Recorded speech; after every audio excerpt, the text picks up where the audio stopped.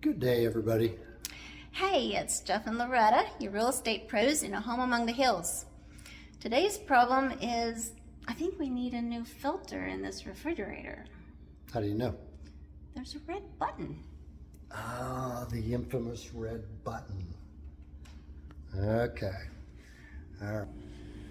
So we do just happen to have a new filter. So it's actually pretty simple. Most of them are pretty visible like this. Some of them have a little cover on them. You just need to get access to it. And most of them just twist off. So it's really pretty simple. So we're gonna take this one. It just takes a little turn, pops right out.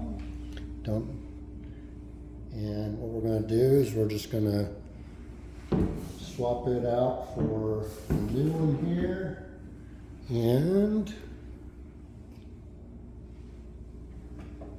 line up the tabs here, push straight up, give it a twist, and you're done.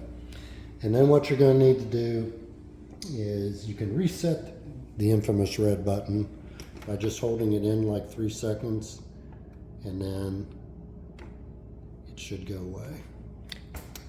Ta-da! There you go. No problems, only solutions.